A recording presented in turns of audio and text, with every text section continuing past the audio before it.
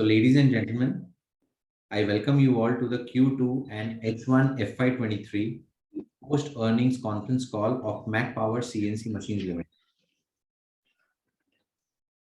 Today, from the management team,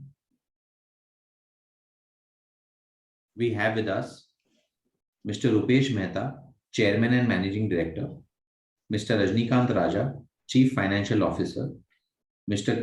Kishore Kakani, Company Secretary and Compliance Officer, CA Pratik Aghera, Senior Assistant Manager Accounts and Finance, and Mr. Jay Acharya, the Finance Consultant of the company.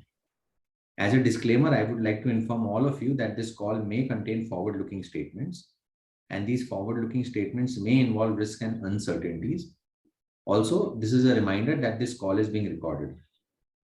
I would now request the management to kindly brief the participants about the performance for the quarter and for the half year ended September 2022, post which we can open the floor for Q&A. Over to you, Rupesh. Yeah. Good morning, everyone. So, overall, I would like to discuss about the 6-month result. We completed 94.63 6-month revenue. Last quarter, second quarter revenue was 53.48, which is the highest in Mac Power's history for the second quarter. And totally, we achieved the approximately 8% growth. But the main thing is our capex and recruitment. Totally 16%, जैसे कि मैंने काफी meetings में बताया है कि जो capacity था 1200 का, उनको हम लोग 1300 और 1500 के लिए जो आगे लेके जा रहे हैं, जिसमें हमें लगेगा कैपेक्स जो अपने ओन फंड से करेंगे और दूसरा रहेगा रिक्रूटमेंट। तो लास्ट ईयर की कंपैरिजन में हम लोगों ने ये साल के अंदर ओवरऑल 16% की रिक्रूटमेंट अप्रोक्सीमेटली फिगर जो टोटल के लगे 80 प्रीवियसली हमारे पास 557 जो एम्प्लॉई थे, टीम थी अलग अलग डिपार्टमेंट्स में, वो अभी 646 हो गई है। तो अप्रोक्सीमेटली हम लोगों ने 16% का एम्प्लॉयमेंट बढ़ाया है। और कैपेक्स के अंदर जो फर्स्ट क्वार्टर और सेकंड क्वार्टर में कैपेक्स बड़े राखो बेगा એટલે બે હેડા।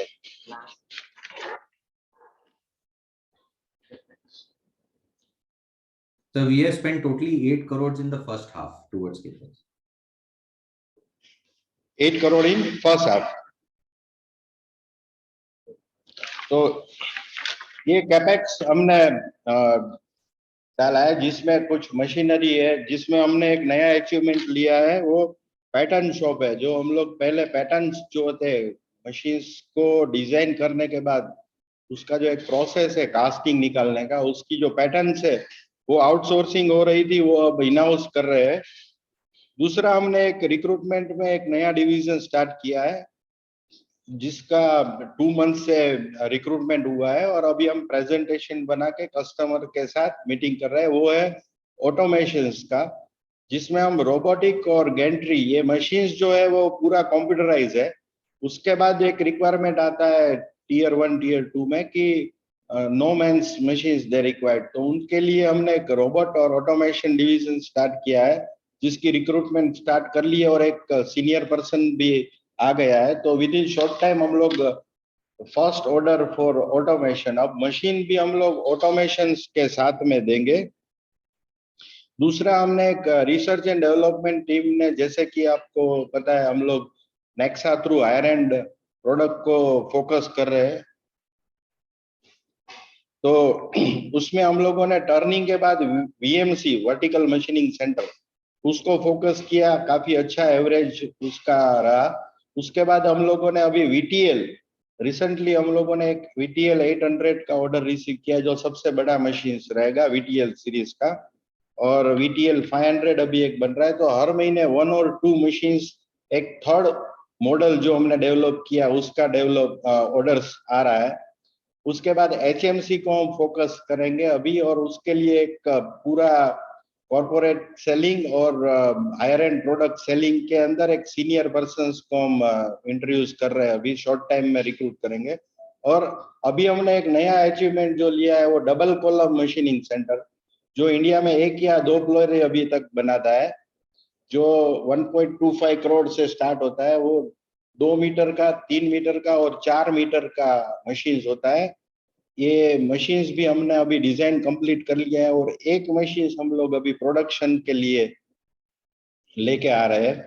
दूसरा, हमारा काफी मीटिंग्स हुआ है, आज भी एक डेलीगेशन हमारा डिफेंस के साथ मीटिंग्स कर रहा है उनकी प्लांट में। अभी अहमदाबाद में जो डिफेंस एक्सपो हुआ उसमें और क्या हम लोग दे सकते हैं उसके बारे में भी डिस्कशन किया है। जैसे कि इंडिया की सारी ऑर्डिनेंस फैक्ट्री है, PSU है, HAL है, DRDO है, और ऑर्डिनेंस फैक्ट्रीज है जो टैंक और तोप्स और ये गन्स बनाती है, उनको भी हम लोग मशीन्स के साथ टेक्नोलॉजी भी देते हैं, programming, fixturing, tooling and job prove out. तो एक डिस्कशन ये भी हुआ है कि आप इतनी सारी नॉलेज रखते हो तो आप ही डायरेक्ट क्यों नहीं कर सकते हो। तो वो एक नया अपग्रेड हमारा हुआ है डिफेंस के साथ में, कि हम फ्यूचर में जो बड़ा कैपेक्स का सोचेंगे तब ये एक अलग वर्टिकल्स भी डेवलप कर सकते हैं। तो ओवरऑल 6 मंथ की हम बात करेंगे लास्ट ईयर की कंपैरिजन में, तो 8% का ग्रोथ हुआ है। जो ये साल में हम लोग 15 से 25% का जो ग्रोथ एक्सपेक्ट कर रहे हैं। जैसे कि आपको पता है कि नॉर्मली कैपिटल गुड्स में हम लोग ट्रेंड ऐसे पकड़ते हैं, फर्स्ट क्वार्टर थोड़ा कम, सेकंड क्वार्टर थोड़ा प्लस आता है, थर्ड क्वार्टर उससे भी ज्यादा आता है, और फोर्थ क्वार्टर है वो लास्ट में बहुत अच्छा होता है बिकॉज ऑफ कैपिटल गुड्स जो है। तो डेप्रिसिएशन का लास्ट में मार्च में, और थर्ड क्वार्टर फोर्थ क्वार्टर में रेवेन्यूज ज्यादा आता है। ओवरऑल 8% हमने ग्रोथ अचीव किया है with in this 6 month. Main चीज जो है कि जो आगे की ग्रोथ में कैपेसिटी कंस्टेंट था, उसके लिए रिक्रूटमेंट और कैपेक्स जो हमने बैकवर्ड इंटीग्रेशन के लिए पैटर्न शॉप्स और नई बास्केट के लिए डबल कॉलम और अपना ऑटोमेशन डिवीजन स्टार्ट किया। तो ये ओवरऑल हमारा लास्ट 6 मंथ का जर्नी रहा है, और अगले 6 मंथ में जो ये सब इन्वेस्टमेंट और रिक्रूटमेंट हुआ है उसकी हमें रिजल्ट मिलेगी, क्योंकि हमने जो रिक्रूटमेंट की है उसमें से सेल्स में 20% लोग बढ़ाए हैं, सर्विस में हमने सेल्स में 26% है, सर्विस में हमने 26 और 20% बढ़ाया है, और फैक्ट्री स्टाफ में 12% बढ़ाया है, ऑफिस स्टाफ में 22%। ऑफिस स्टाफ में जो बैक ऑफिस में सपोर्ट के लिए और डिजाइन के लिए काम करते हैं। तो टोटल हमारे पास अभी 89% रिक्रूट नए हुए हैं। तो कैपेसिटी अभी हमारा एम्प्लॉय का कैपेसिटी 646 हुआ है, पहले 557 था। तो कैपेक्स और रिक्रूटमेंट के साथ ही हम लोग आगे का जर्नी जो है ग्रोथ का वो करने वाले हैं। So Vinay ji, we can start question. Sure, sir. Thank you so much. Anybody who wants to ask a question may use the option of raise hand. In the meanwhile, sir, we have the first question from Mr. Vipul Sangvi in the chat window. Yeah. What is the peak revenue potential with capacity of 1500 machines?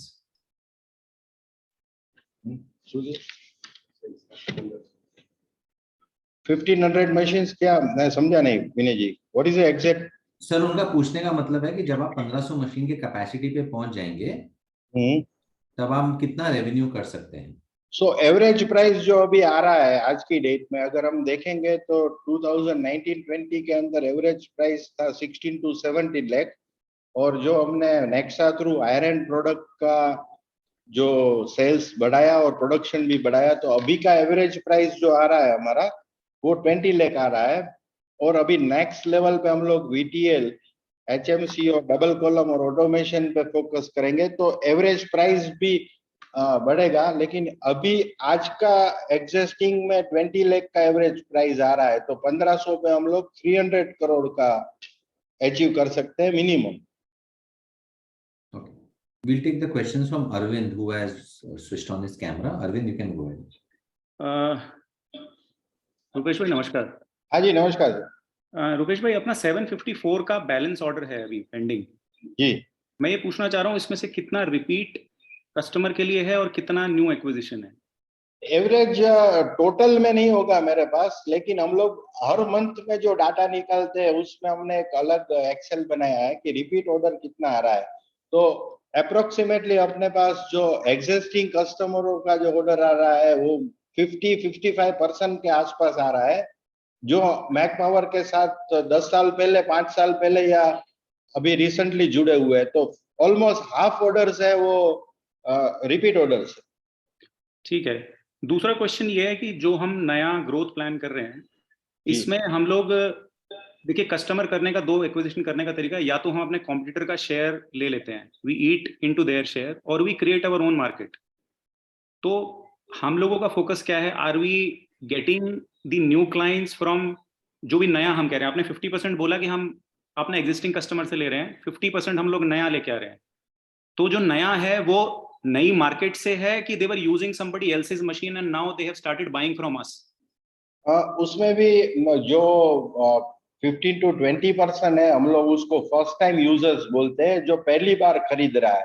वो ratio 20% 25% के आसपास आ रहा है कि जो first time users है वो नया इन्वेस्ट कर रहा है, क्योंकि जो टीयर 4 पे हमारा जो फोकस रहा पास्ट में, अब हम लोगों ने टीयर 3 पे भी चालू किया है काम करने का। उसमें जो पीएमईजीपी स्कीम है उसमें उनको काफी बेनिफिट्स मिल रहा है।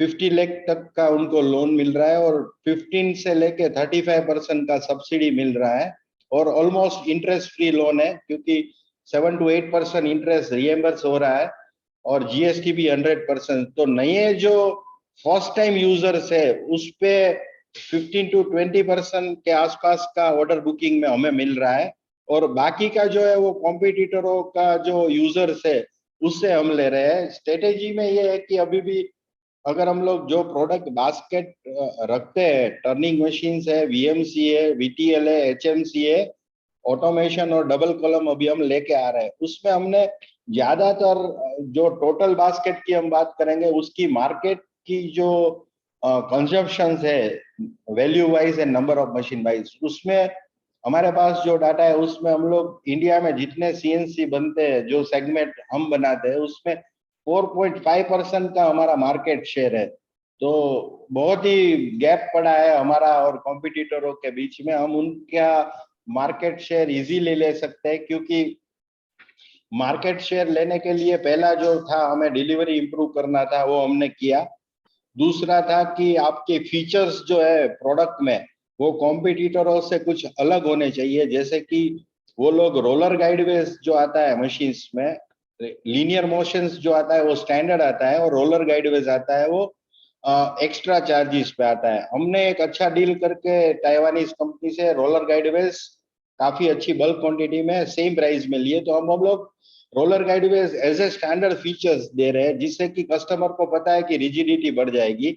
दूसरा है कि वो टेलीस्कोपिक कवर है वो स्टेनलेस स्टील का, तो इससे जंक नहीं लगेगा। बाकी की मशीन में टेलीस्कोपिक नहीं आता। तो काफी ऐसे हम लोगों ने फीचर्स ऐड किए हैं। रैपिड उनका 24 का मिल रहा है, तो अपनी मशीन में 30 का मिलेगा। जो स्पिंडल है उसमें जो थ्रेडिंग होता है वो कोई नहीं करता है, हम लोग इंटरनल ग्राइंडिंग करते हैं जो इन हाउस फैसिलिटी है। तो ऐसे काफी फीचर्स हमने मशीन में ऐड किए हैं जो कस्टमर को पता है कि उससे बेनिफिट क्या मिलेगा। दूसरा, हमने एक दिवाली के टाइम पे एक ऑफर निकाला। हमारी नेक्सा प्रोडक्ट जो आयरन प्रोडक्ट है, लोग हमें टर्निंग और वीएमसी से जानते हैं, अब हमें बाकी प्रोडक्ट से जाने। तो टर्निंग के अंदर स्पिंडल का वारंटी 2 इयर्स का जो मशीन का हार्ट है, और सर्विस 2 इयर्स का, और बाकी की प्रोडक्ट सारी में वीएमसी, एचएमसी, वीटीएल, उसमें हमने 2 इयर्स का फ्लैट वारंटी कर दिया है, क्योंकि हमारे पास जो डाटा है उसमें 100 मशीन्स में से एक मशीन में 2 इयर्स में हमने कोई कंपोनेंट बदला होगा। तो ये एक स्ट्रेटेजी हमने की है और एग्जिस्टिंग यूजर्स है कोई कॉम्पिटिटर का, उसको तोड़ने के लिए। वो स्ट्रेटेजी हमने बाद में इसलिए की है कि पहले वो डिलीवरी मांगेगा, अब हमने डिलीवरी के लिए जो कैपेक्स और मैन पावर था वो ऐड कर दिया है। तो हम कैपेसिटी हमने अभी आराम से 120-125 मशीन्स का कर लिया है, इंक्लूडिंग ओवर टाइम। और जो सप्लाई चेन में जो 4-5 कंपोनेंट का जो कंस्टेंट आ सकता था वो भी हमने चेंज कर लिया। तो अभी हम लोग कॉम्पिटिटर के लिए रेडी है कंपटीशन देने के लिए कि डिलीवरी मिलेगा प्लस हमारी मशीन्स में फीचर्स भी मिलेगा। और थर्ड थिंग हमने कर दी है कि 2 इयर्स का वारंटी कर दिया। जो हमने कैंपेन चलाया सोशल मीडिया थ्रू, जिसमें लिंक्डइन है, फेसबुक है, इंस्टा है, और हमारे पास एक इंडिया का 10,000 प्लस यूजर्स जो है सीएनसी के, उनका डाटा था। तो एक मार्केटिंग टीम में हमने ये एक कैंपेन चलाया जिससे हमें 3.5-4 करोड़ के आसपास का व्यूअर्स मिले। और एवरी डे 200 प्लस इंक्वायरीज को हम फिल्टर करके सारे रीजनल और ब्रांचेस को दे रहे हैं। तो ये एग्रेशन से हमें काफी कंपटीशन के साथ फाइट करने में एडवांटेज मिल रहा है, जिसमें वीटीएल का एक ऑर्डर हमें अभी मिला है 800 का। वो एग्जिस्टिंग यूजर से 4 मशीन चला रहा है दूसरी कंपनी का। उसने हमारा फीचर्स और जॉब प्रूव आउट का जो हम लोगों ने एश्योरेंस दिया, तो हम लोग टेक्निकली भी बेटर है, हम लोग वारंटी के लिए भी बेटर दे रहे हैं। 2 साल का दिया तो काफी बड़ा वैल्यू लगता है कस्टमर को, जैसे ऑटोमोबाइल में 1 साल मिलता है, हमने 2 साल कर दिया फ्लैट में। तो ये एडवांटेज से हम एग्जिस्टिंग कस्टमर को भी अभी डाइवर्ट कर रहे हैं। तो ये ब्रेकअप ये रहा हमारा कि 50% रिपीट ऑर्डर है, 10 to 15% हमें फर्स्ट टाइम यूजर्स मिल रहा है, और बाकी हम लोग एग्जिस्टिंग कॉम्पिटिटर के यूजर्स से ले रहे हैं। अच्छा रुपेश भाई, मार्जिन्स में नेक्सा जो आपका डिपार्टमेंट है और जो नॉर्मल मशीन्स हैं, यानी कि जो वैल्यूएटेड आइटम है और जो नॉर्मल है, उसके अंदर मार्जिन में डिफरेंस कितना, मतलब कितने परसेंटेज हायर मार्जिन्स हैं? Average turning compare to VMC 3 to 4% रहेगा। टर्निंग मशीन्स में भी जो अलग अलग मॉडल्स है, जैसे कि कैटलॉग प्रोडक्ट रहेगा, जो छोटी मशीन है जीएक्स सीरीज की 11 लाख 12 लाख की, एक वीएक्स सीरीज है 15 लाख की, उसके अंदर मार्जिन्स की कंपैरिजन करेंगे तो टर्निंग में ही बड़ा मशीन रहेगा वीएक्स 300। उसके ऊपर टर्निंग के अंदर भी 2 to 3% का डिफरेंस रहेगा। और टर्निंग वर्सेस वीएमसी में छोटा मॉडल है स्टैंडर्ड, तो 3 to 4% अदर डिफरेंस रहेगा। और बहुत बड़ा मशीन है जो 2 मीटर का है, 1888 है, उसमें 5 से 7% मार्जिन ज्यादा रहेगा। और वीटीएल और एचएमसी जो है उसमें अगेन 2 to 3% मार्जिन ज्यादा रहेगा। तो टर्निंग है वो नंबर्स ज्यादा देगा, प्रोडक्शन ज्यादा होगा, उसकी असेंबली टाइम कम रहेगी, लेकिन मार्जिन कम। वीएमसी में थोड़ा कंपोनेंट ज्यादा आता है, असेंबली टाइम ज्यादा लगता है, और उसकी तो एवरेज बास्केट में टर्निंग वर्सेस अदर बास्केट्स में 2 to 4% का प्राइस प्रीमियम मिलेगा। अच्छा रुपेश भाई, अंडरस्टैंडिंग एक चीज और मैं पूछना चाहूंगा कि जो हम एडवांस ले रहे हैं वो 5% है मोटा मोटा जी, फॉर बुकिंग दी ऑर्डर्स? ऐसा नहीं है। जो टर्निंग मशीन है, जैसे कि उसको सेकंड थॉट्स नहीं आया है, इसलिए रजिस्टर्ड करने के लिए एक मिनिमम अमाउंट के बगैर ऑर्डर रजिस्टर ईआरपी में नहीं होता है। तो उसमें हमने एक 50,000 रुपीज टर्निंग मशीन जो कैटलॉग प्रोडक्ट है उसके लिए रखा है कि कस्टमर को विद इन मंथ है वो मार्जिन मनी जो होता है 10% to 20% वो देना है। तो उनको सेकंड थॉट्स नहीं आया, इसलिए हम लोग 50,000 तक में टर्निंग मशीन कर लेते हैं। लेकिन अगर उनको कोई चेंजेस करना है या वीएमसी है, तो हम लोग उनके पास चेंजेस वाला मशीन या थोड़ा कॉस्टली मशीन है जो अलग स्पेशली उनके लिए बन रहा है, तो वहां पे हम लोग 15 to 25% का मार्जिन लेके ही उनका काम स्टार्ट करते हैं। तो जो कैटलॉग प्रोडक्ट है वो तो हमारे पास बल्क में बनता है, जो रेगुलर मॉडल है तो 50,000 मिनिमम अमाउंट है, और मैक्सिमम हम लोग स्पेशल पर्पस में 15 to 25% एडवांस लेते हैं। ठीक है रुपेश भाई, thank you and all the best. Thank you very much. Thanks, Arvind. We'll take the next question from the line of Agastya. Agastya, you can unmute and ask your question. Thank you Vinay bhai. Thank you Rupesh ji. Rupesh ji हाँ जी, कैसे हैं sir आप? हाँ जी, बढ़िया बढ़िया अगस्त्य जी। हाँ जी, हाँ जी। रुपेश जी एक क्वेश्चन आपसे ये पूछना था कि तो इफेक्टिवली आज की डेट में नवंबर 11 तारीख को हमारा इफेक्टिव कैपेसिटी कितना है? अगर आप फैक्ट्री पूरा पूरा रन करें तो क्या हम आज की डेट में एनुअलाइज बेसिस पे 1500 मशीन बना सकते हैं या कम रहेगा? अभी हम लोग 8 आवर्स का जो शिफ्ट है उसके अंदर 115 मशीन आराम से बनाएंगे। और ओके। प्रोसेस चल रहा है हमारा पैरेलल, एक थोड़ा ओवर टाइम भी कर सकते हैं। और दूसरा जो 25% प्रोडक्शन बढ़ाने के लिए 1 ईयर का प्रोजेक्ट हमने लिया है, जिसमें हम लोग काफी प्रोसेस जो है, एलएम लगाने का टाइम 2 आवर्स है तो वो 1.5 आवर में कैसे होगा, एक मशीनिंग का टाइम जो है 2 आवर्स है वो 1 आवर्स में कैसे होगा, वो प्रोजेक्ट चला रहा है। वो 25% लिया है, लेकिन वो डिफिकल्ट है 25%, लेकिन हम लोग 5 से 7% एवरेज एवरी ईयर वो भी इंक्लूड करेंगे। तो अभी 115 मशीन 8 आवर्स में, और अगर हम लोग थोड़ा ओवर टाइम करते हैं तो 120-125 मशीन हम कर सकते हैं। जैसे आप नंबर ऑफ मशीन करते हैं तो जिसमें, जैसे हम लोग नंबर ऑफ मशीन की बात करते हैं तो बड़ा मशीन आता है, कोई एचएमसी आ गया, वीटीएल आ गया, तो वो 4 टर्निंग मशीन के बराबर हो जाता है। पर जी जी जी जी एवरेज आउट 20 लाख में 120 मशीन 125 मशीन हम एग्जिस्टिंग में कर सकते हैं। जी, वही मेरा नेक्स्ट क्वेश्चन था कि अगर वीटीएल आएगा तो वो नॉर्मल मशीन का कितना प्रोडक्शन टाइम लेता है? वो नेक्स्ट क्वेश्चन था, वो आपने बता दिया सर, वो आपने बता दिया। सर डिमांड का क्या सिचुएशन है? क्योंकि आपने एक प्रेस रिलीज निकाली थी और उसमें आपने कहा था कि जो गवर्नमेंट की तरफ से इनिशिएटिव हुआ है उसकी वजह से जो लोग पहले एक रखते थे वो अब 2 रख सकते हैं। तो वो आपको वो जो बेनिफिट है जो गवर्नमेंट के एक्शंस का है, वो आपके तक क्या आपको इनिशियली दिखने लगा है ऑन द ग्राउंड कि वैसा डिमांड आ रहा है? डिमांड का क्या सिचुएशन है सर? पिकअप कैसा हो रहा है? अभी तो आपका सप्लाई कंस्ट्रेंट था, समझ में आया सर। बेस इफेक्ट भी था, वो भी समझ में आया। और आपने रिक्रूटमेंट सब कर लिया है। तो आई वाज जस्ट वंडरिंग कि सर अभी सप्लाई जब आपने रिजॉल्व कर लिया है तो डिमांड का क्या हाल है? डिमांड के अंदर जो आपने बताया अगस्त्य जी की, जो गवर्नमेंट का जो स्कीम आया है, ये पीएमईजीपी, वो जी स्कीम जो है उसमें पहले कस्टमर एक मशीन खरीद लिया, जो हमारा कस्टमर था, जो मैंने बताया 10 to 15% फर्स्ट टाइम यूजर्स बोलते हैं जिनको हम लोग, वो पहली बार सीएनसी मशीन खरीद रहा है या वीएमसी राइट। खरीद रहा है। तो पहले क्या था कि एक लिमिट था गवर्नमेंट, 25 लाख तक का ही उनको एडवांटेज मिलेगा, तो एक मशीन खरीद सकता था। अब गवर्नमेंट ने रिसेंटली जो 50 लाख लिमिट किया है, तो उनको सेम कस्टमर को 2 मशीन खरीदने का पावर मिलेगा। तो फर्स्ट टाइम यूजर्स का जो पहले लॉक हो जाता था कि एक मशीन के बाद वो ये स्कीम में नहीं ले सकता है, अब वो ले सकता है। उसका इफेक्ट दिख रहा है कि कस्टमर एक साथ में 2 मशीन बुक कराता है, पहले एक ही करा सकता था।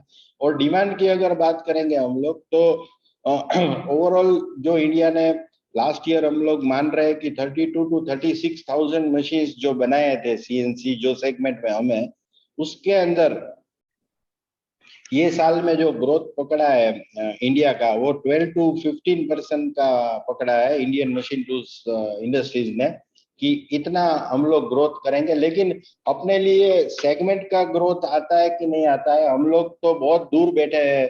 जो मार्केट का कंजप्शन है उसमें हम लोग 36-38,000 मशीन के अंदर हम लोग 1500 मशीन की कैपेक्स डाल रहे हैं। तो हमें जो करना है, वो जो एरिया में हमारा फोकस नहीं है, जो सेगमेंट में हमारा फोकस नहीं है, जैसे कि हम लोगों ने ज्यादातर पास्ट में काम किया है टीयर 4 में, अब करेक्ट सर। टीयर 3 में हमने एक सुरेंद्र नगर में एक साथ में 10 मशीन दिया, जो बहुत सालों के बाद हमने एक सिंगल ऑर्डर में 10 मशीन का ऑर्डर लिया। अब ये महीने में एक ऐसी बात चल रही है जहाँ पे 15 मशीन देना है। तो अब हम लोग बल्क वाले को टच करने जा रहे हैं, कि जहाँ पे हम लोग, क्योंकि हमारी पास अभी सप्लाई सुधर गई है। और उसके बाद राइट जो टीयर 2 और टीयर 1 के अंदर जो हायर एंड मशीन है, एचएमसी है, डबल कॉलम है और वीटीएल है, उसके लिए राइट भी डिस्ट्रीब्यूशन के लिए, क्योंकि हमारी एग्जिस्टिंग जो सेल्स की टीम है, they are very busy with catalog product, ये जो टर्निंग मशीन और वीएमसी में फ्री नहीं है। तो हम लोग नेक्सा में एक अलग सेल्स के हेड लेके आ रहे हैं, और विद इन शॉर्ट टाइम हम लोग उनको रिक्रूट कर रहे हैं, वो चल रहा है उनका, जिसमें हम लोग मारुति जब मशीन खरीदेगी एचएमसी मशीन, तो वो इम्पोर्टेड मशीन 2.5 करोड़ का लेगी, जिसमें टूलिंग, फिक्चर और प्रोग्रामिंग रहेगा, सेम जैसे कि हम डिफेंस में देते हैं एक प्रोजेक्ट की तरह। अभी हम लोग वो वर्कआउट करेंगे तो अप्रोक्सीमेटली हम लोग 1.5 करोड़ में दे सकते हैं। तो उस एरिया में जिसकी इन्फ्लुएंस है, क्योंकि कॉर्पोरेट में एंट्री के लिए पर्सन्स जो होता है उनकी फेस वैल्यू बहुत इंपॉर्टेंट रहती है, क्योंकि हम जाके बोलेंगे कि हम भी आपको ये प्रोजेक्ट 1.5 में कर देंगे तो वो चांस नहीं लेगा। लेकिन जिनके साथ उन्होंने काम किया है, जिस कंपनी के एम्प्लॉय के साथ, उनकी फेस वैल्यू से, तो हम लोग ऐसे लोगों को टारगेट कर रहे हैं जिससे कि हमें ये हायर एंड प्रोडक्ट का टूल्ड अप सॉल्यूशन के साथ, जिसको हम लोग प्रोजेक्ट बोलते हैं, जिसमें सारा चीज आपको मशीन के साथ में करके देना है। तो हम लोगों का वो प्रोसीजर भी चालू है कि अब हम लोग सारी बास्केट को मार्केट में पेनिट्रेट करें और सारे सेगमेंट जिसमें हमारा रीच नहीं था पास्ट में, इसी के लिए हमने काफी रिक्रूटमेंट भी सेल्स में किए, अप्रोक्सीमेटली 26% रिक्रूटमेंट बढ़ाई है। और अभी भी हम लोग और 26% के आसपास की रिक्रूटमेंट पेंडिंग दिखा रही है हमारी लिस्ट में, जिसको हम सारी इंडिया की 29-30 ब्रांचेस में रिक्रूट करने जा रहे हैं, और वो अलग अलग वर्टिकल्स में अलग अलग हेड के अंडर में काम करेंगे। तो अब हमें थोड़ा डिस्ट्रीब्यूशन पे ध्यान देना है, और जो सेगमेंट हमने कवर नहीं किया है उसमें अभी हमें फोकस करना है। ये 26% से पूरे एग्जिस्टिंग पूरे वर्कफोर्स के बेस पे आप हायर करेंगे या फिर जस्ट सेल्स की टीम में? जो आपने कहा ना कि 26% अभी भी दिखा रहा है कि शॉर्टेज है, नहीं, ये सिर्फ सेल्स की बात कर रहा हूँ मैं। सेल्स की बात करें सो 26%, सो बेसिकली जितने आपको बढ़ाने थे आपने आधे बढ़ा लिए हैं, अभी और बचे हैं। हाँ, और बचे हैं, और ओके। जैसे, हाँ, और वो इनिशियल स्टेज है, जैसे जैसे हमारा वॉल्यूम बढ़ेगा, उस एरिया में पेनिट्रेशन बढ़ेगा, वैसे वैसे टीम बढ़ानी पड़ेगी। और राइट। अभी हमारे पास जो 56 लोग सेल्स में काम कर रहे हैं इंडिया में, और हम लोग और मिनिमम हम लोग 18-20 लोग और ऐड कर रहे हैं, और उनका इंटरव्यू और शॉर्ट लिस्टेड चल रहा है। अच्छा, रुपेश जी, इसका टाइमलाइन क्या रहेगा सर? ये अभी टीयर 4 चल रहा है और थोड़े थोड़े टीयर 3 के ऑर्डर्स आ रहे हैं, लेकिन लेट्स से टीयर 2 और टीयर 1 आने में आपको कितना टाइम और लगेगा? क्या 1-2 साल लगेगा? मैं इसलिए पूछ रहा हूँ सर क्योंकि जब से डिमोनेटाइजेशन हुआ है और जीएसटी हुआ है, जो ट्रेंड एटलीस्ट हम लोग को दिखता है वो ये दिखता है कि फॉर्मलाइजेशन हो रहा है इकोनॉमी का, और जो बड़े प्लेयर्स हैं वो ज्यादा बड़े हो रहे हैं। एमएसएमई और एसएमई कहीं ना कहीं थोड़ा थोड़ा स्ट्रगल उनका बढ़ता जा रहा है। तो जो अनऑर्गेनाइज सेक्टर था मैन्युफैक्चरिंग में, उसकी जगह ऑर्गेनाइज सेक्टर इज गेनिंग। सो थोड़ा सा लॉजिकल ये लगता है कि हमारी जैसी कंपनी जितना जल्दी टीयर 2 लेवल तक पहुंचेगी एटलीस्ट, उतना ज्यादा हमारे लिए अच्छा रहेगा। तो उसमें आपको कितना टाइम, फर्स्ट ऑफ ऑल क्या ये ऑब्जर्वेशन ठीक है सर, क्या आपको भी ये दिख रहा है कि इंक्रीमेंटल ऑर्डर्स एमएसएमईज की जगह बड़ी कंपनियों से आ रहे हैं? दूसरा सर, आपको कितना टाइम लगेगा वो मार्केट को पेनिट्रेट करने में और उस मार्केट में बड़ा बनने में? हम, मेरे ख्याल से ये फाइनेंशियल ईयर में हम लोग रिक्रूटमेंट, ट्रेनिंग और सैंपल्स जो देने हैं कॉर्पोरेट्स में, जो फर्स्ट मशीन दिया, रेफरेंस देना है, वो हम लोगों को करने में ये फाइनेंशियल ईयर में मैक्सिमम हम लोग रिक्रूटमेंट, ट्रेनिंग और पेनिट्रेशन के साथ में कर लेंगे। लेकिन जो आप एमएसएमई का बोल रहे हो, उसमें जो टर्निंग मशीन्स और वीएमसी का जो मार्केट है, ज्यादातर टर्निंग मशीन्स का, वो जो ऑपरेशंस होता है टर्निंग मशीन्स का, वो ज्यादातर कॉर्पोरेट जो है टीयर 1 टीयर 2, वो अपने यहाँ पे अभी टर्निंग मशीन्स का मशीन्स नहीं लगा रहे हैं। वो टीयर 2 को पूरी असेंबली ले रहे हैं, जैसे कि पूरा एक स्टीयरिंग व्हील है, पूरा एक गियर बॉक्स है, और पूरा एक कटिंग शाफ्ट है, पूरा कंप्लीट असेंबली ले रहे हैं।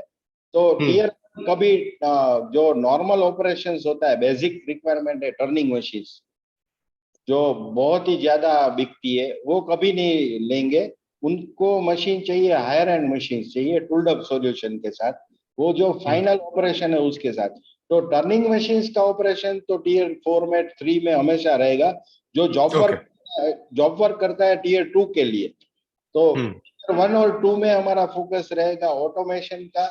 हम लोग ये भी फोकस करेंगे नेक्स्ट फाइनेंशियल ईयर में कि अभी हम लोग क्या कर रहे हैं कि हमारी मशीन्स जो चल रही है और हमारा कस्टमर है, उसको ही हम लोग ऑटोमेशंस का ऑफर दे रहे हैं। लेकिन फ्यूचर में हम कोई भी मशीन्स के अंदर ऑटोमेशंस करके देंगे, वो भी एक्सपांड करेंगे। तो मोटा मोटा ये फाइनेंशियल ईयर में हम लोग टीयर 1 और टीयर 2 में पेनिट्रेट कर लेंगे, जिससे रिक्रूटमेंट है, ट्रेनिंग है, और कुछ कॉरपोरेट्स को हम लोग मशीन्स भी सप्लाई कर देंगे। और उसका एग्जांपल है कि अभी हमने लास्ट मंथ में ग्रेफाइट इंडिया को ग्रेफाइट टर्निंग के लिए एक काफी अच्छा। बड़ा एलपीएम मशीन दिया जो अप्रोक्सीमेटली 50 लाख का है। और ओके। दूसरा उनका ही पीएस कंपनी है स्पैरोटेक, जो ग्रेफाइट का रेफरेंस से हमें मिला, उनको भी हमने सेम मशीन दे दिया। उनका ग्रेफाइट मशीनिंग करके उनकी डस्ट जो थी वो नीचे नहीं गिरनी चाहिए, वो वैक्यूम हो जानी चाहिए। तो वो राइट सेक्टर में भी अभी हमारा काम शुरू ऑलमोस्ट हो चुका है।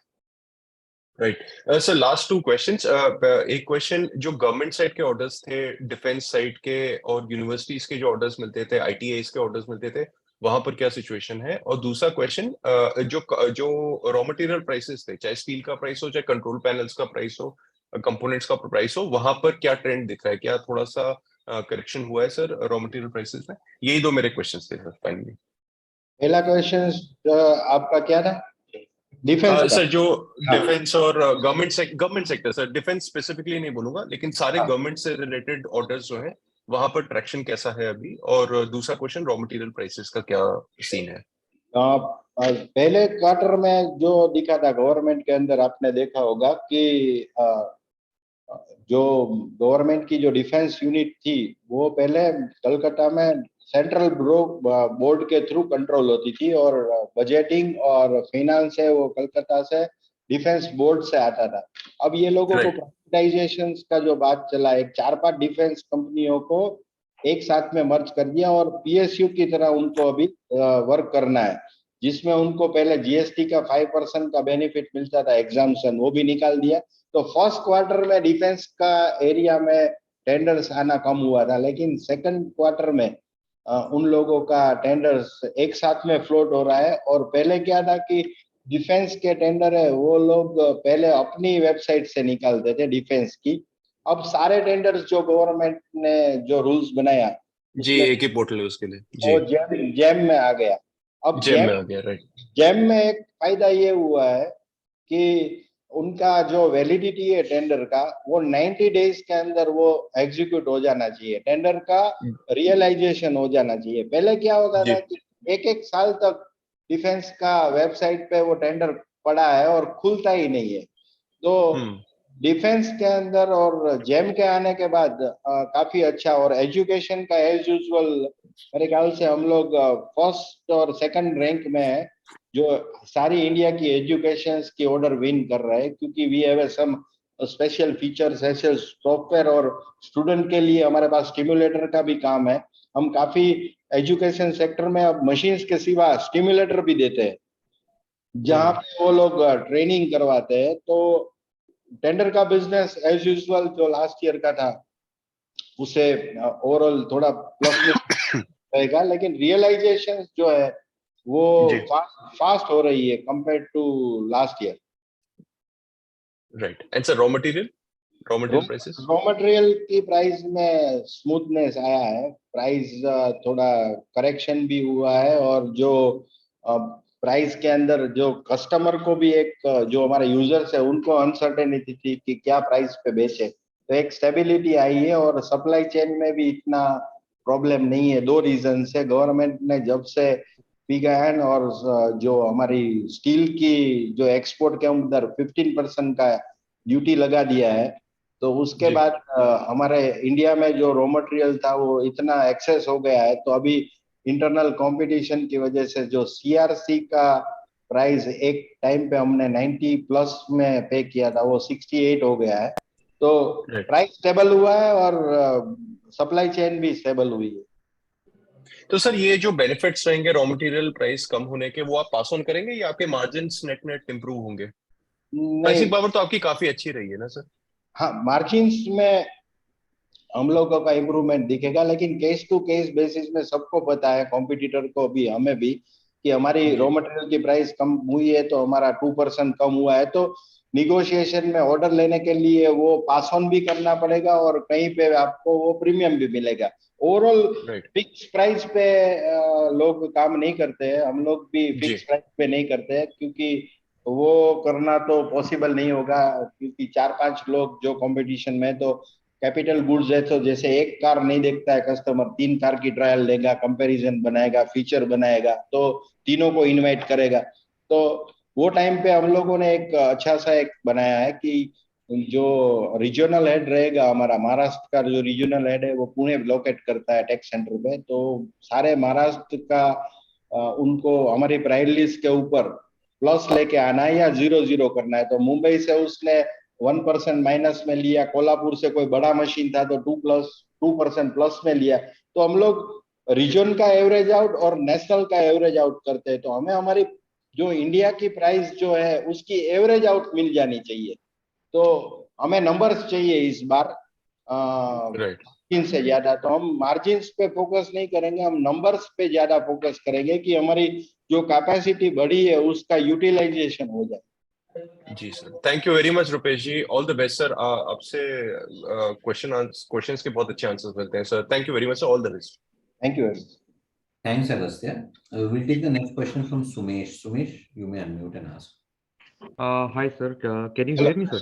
हाँ जी, हाँ जी सुमित जी, हाँ जी। हाँ जी सर, बाकी का क्वेश्चन तो ऑलरेडी आंसर हो ही गए। मेरा मार्जिन्स पे क्वेश्चन रहेगा कि अभी हम 11% मार्जिन कर रहे हैं एंड हमारी न्यू कैपेसिटीज आ रही हैं, कुछ बैकवर्ड इंटीग्रेशन भी कर रहे हैं, तो गोइंग फॉरवर्ड 24 में या 25 में हमारे क्या मार्जिन हो सकते हैं, एबिटा मार्जिन हाँ, आफ्टर ये कैपेसिटी लग जाने के बाद और पूरा मतलब बैकवर्ड इंटीग्रेशन भी होने के बाद? बहुत आराम से आप 5 to 7%, जैसे कि मैंने 2 रीजन बनेगा उसका सुमेश जी। एक खाली बैकवर्ड इंटीग्रेशन नहीं, एक आप जब प्रोडक्शन बढ़ाते हो, आप नंबर ऑफ मशीन्स ज्यादा सेल करते हो और बनाते भी हो, तब आपका जो ऑपरेटिंग कॉस्ट है वो फिक्स है, इसलिए उस पर भी असर पड़ेगा। से फॉर एग्जांपल अभी हम लोग कोई बैकवर्ड इंटीग्रेशन नहीं करेंगे, लेकिन सीधा ही 1500 मशीन बन गया 1000 की जगह पे, तो आपका एक्सपेंसेस बढ़ेगा 10 to 15%, लेकिन आपका रेवेन्यू बढ़ जाएगा सीधा 1.5 ऑलमोस्ट 50%। तो दो रीजन से बढ़ेगा 5 to 7% की हमारी जो हाईएस्ट, जैसे कि हम लोगों का मटेरियल कंजप्शन है वो 70% का है, और अप्रोक्सीमेट सारी बास्केट को मिलाएंगे तो कुछ में 65 होगा, कुछ में 72 होगा। तो अभी इंडिया में जो सबसे बड़ा प्लेयर है उसमें 55% का मटेरियल कंजप्शन और बाकी का 45% का ग्रॉस प्रॉफिट। तो हम लोग अभी 55 और 70 में अटके हैं, तो ऑलमोस्ट हमारे पास 20% 25% का जगह है। जब हम लोग साल का 3000 मशीन्स बनाएंगे तो मिनिमम 2024 to 25 में हमारा 4 to 7% का मार्जिन्स में इंप्रूवमेंट आएगा, not only because of backward integration, but आप जब एक लेवल पे 1500 का 2000 और 2000 का 2500 बनाते हैं, तब भी आपकी फिक्स कॉस्ट है वो डिवाइड हो जाती है, तो मार्जिन पे 4 से 7% का इंप्रूवमेंट है। Okay, so you are saying कि economies of scale major reason होने की वजह से 15 से 18% हम देख सकते हैं 24-25 फाइनेंशियल ईयर 24-25 में। हाँ जी, कंजर्वेटिवली मैं बता रहा हूँ, और भी मैंने जैसे बताया कि बाकी कंपनी में तो उससे भी काफी अचीवमेंट लिया है, लेकिन उनकी फिर ऑपरेटिंग कॉस्ट और वो बढ़ रही है, इंटरेस्ट कॉस्ट बढ़ रही है, तो हमारा 5 to 7% मिनिमम हम लोग ले सकते हैं। ओके सर, ओके, वो तो बहुत बढ़िया नंबर है सर। मेरा सर सेकंड क्वेश्चन रहेगा इंपोर्ट सब्स्टिट्यूशन पे। So sir, as of now हमारा कितना रेवेन्यू का परसेंटेज जो है वो इंपोर्ट सब्स्टिट्यूशन प्रोडक्ट से आ रहा है, एंड गोइंग फॉरवर्ड जब अगेन ये कैपेसिटीज वगैरह लग जाएंगी लेट्स से 24-25 में, उस टाइम पे ये कितना परसेंट होगा टोटल रेवेन्यू का? जैसे कि 2 प्रोडक्ट जो हमारी मेजर अभी मार्केट में पेनिट्रेट हो रही है, वो टर्निंग मशीन है जिसका इंपोर्ट अभी 10 साल पहले काफी था, अब कुछ नहीं है, ऑलमोस्ट इंपोर्ट कम हो गया टर्निंग मशीन्स में, क्योंकि हमारी 15 लाख के सामने उसका 25 लाख और सर्विस और स्पेयर्स का इश्यू। तो इंडिया ने एक अचीवमेंट ले लिया कि टर्निंग मशीन अब बाहर से आना बंद हो गया। वीएमसी के अंदर जो वर्टिकल मशीनिंग सेंटर है उसमें 75 to 80% अब इंडिया में ही बन रहा है, जो इंपोर्ट आ रहा है वो बहुत कम आ रहा है, वो 15-20% से ज्यादा नहीं होगा। अभी भी जो बाहर से आ रहा है उसमें हॉरिजॉन्टल मशीनिंग सेंटर है जो हमने बनाया है लेकिन पेनिट्रेट नहीं किया है। तो एचएमसी मशीन अभी भी बहुत बाहर से आ रहा है, जिसका अभी तक हमने उतना डोमेस्टिक मार्केट में पेनिट्रेशन नहीं किया है, 8 से 10 मशीन दी है अभी तक। उसके बाद का जो आता है VTL है वो अभी भी 60-70% बाहर से ही आता है, जो हमने अभी महीने में 1 या 2 मशीन मार्केट में देना शुरू कर दिया है। उसके बाद डबल कॉलम है वो 90% बाहर से आता है, जो हमने अभी असेंबली में डिजाइन कंप्लीट करके ले लिया है। ऑलमोस्ट हम लोग मार्च के अंदर वो मशीन को मार्केट में लॉन्च करने जा रहे हैं। तो इंपोर्ट के अंदर अभी हमारा पेनिट्रेशन बाकी है, जो इंपोर्ट सब्स्टिट्यूट प्रोडक्ट बोल सकते हैं, वो अभी हम लोग ये 6 महीने में करने वाले हैं। तो सर जैसे अभी के जो ये 6 महीने के नंबर हैं 94 करोड़ के, इसमें अराउंड मतलब कितना अमाउंट वो इंपोर्ट सब्स्टिट्यूशन वाला है पूरे ये फर्स्ट हाफ इस साल का? वो बहुत नेग्लिजिबल है, जिसको इंपोर्ट सब्स्टिट्यूट हम बोलते हैं HMC और VTL। HMC तो डोमेस्टिक मार्केट में एक भी नहीं है, टेंडर में गया है, और VTL है वो 5 से 6 मशीन बनाए पर मंथ, एवरेज 1 मशीन का है। तो अभी वो सैंपल के तौर पे कस्टमर सेटिस्फेक्शन पे उनका रिव्यू ले रहे हैं कस्टमर का, और मार्केट को बता रहे हैं कि अब हम VTL आप बाहर से क्यों लेते हो, इंडिया में हम आपको देंगे, सस्ता देंगे, अच्छा देंगे, ये कस्टमर है। तो अभी पेनिट्रेशन करेंगे ये साल। तो ये जो आप बता रहे हैं 94 में, उसमें ऑलमोस्ट निग्लिजिबल इंपोर्ट का सब्स्टिट्यूट का शेयर रहेगा। ओके सर, एंड इसके सर मार्जिन तो आई थिंक एक जेंटलमैन ने पहले पूछा था कि 3-4% बेटर रहते हैं हमारे नॉर्मल प्रोडक्ट से। सो इंपोर्ट सब्स्टिट्यूशन वही प्रोडक्ट्स हैं, राइट? Am I right? हाँ जी। हाँ जी, okay okay sir. And sir जो कैपेसिटी, जैसे जो 1500 की कैपेसिटीज है, उसको पूरा रैंप अप करने के लिए मतलब कब तक वो पूरा रैंप अप हो जाएगा? हम उसकी अच्छी खासी कैपेसिटी यूटिलाइजेशन कौन से ईयर तक अचीव कर सकते हैं? आपका एक मतलब कंजर्वेटिव नंबर ही बता दीजिए। ऑलमोस्ट जैसे कि अभी एक बताया कि हम लोगों ने 110-15 मशीन तो आराम से, तो वो 1300 मशीन तो हो गया ऑलमोस्ट। और ये जो थर्ड एंड फोर्थ क्वार्टर में हम लोग आराम से 1500 मशीन डिलीवर्ड कर सकते हैं मार्केट में। लेकिन डिलीवर्ड के साथ में कैपेक्स डालना, रिक्रूटमेंट करना, ट्रेन करना, क्योंकि कोई भी एम्प्लॉय हमने जो रिक्रूट किया है वो मिनिमम हमें 3 to 6 मंथ के बाद में ही काम आता है, क्योंकि आप जानते हैं कि थोड़ा टेक्निकली ज्यादा स्ट्रॉन्ग बैकग्राउंड चाहिए उनको, और जो नहीं है वो हम लोग ट्रेनिंग हाउस के थ्रू उनको देते हैं। और तीसरा है सप्लाई चेन का, कि जो आपका बोट आउट कंपोनेंट इंपोर्ट हो रहा है और आपके सप्लायर से आ रहा है, उसके अंदर भी आपको सेकंड सोर्सेस और सेकंड सप्लायर को डेवलप करना है, उनकी सैंपलिंग भी करनी है, कि आपको उनको भी रजिस्टर्ड करना है, कि बोट आउट कंपोनेंट के बाद भी आपका सप्लाई चेन का प्रॉब्लम नहीं आ जाए।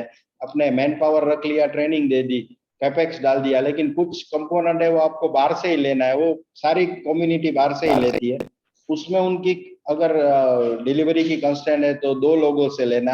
वो सारी एक्सरसाइज हम पूरी करेंगे। तो मैं मोटा मोटा बताऊं आपको, तो नेक्स्ट फाइनेंशियल ईयर में अप्रैल के अंदर we are ready for 1500 machine.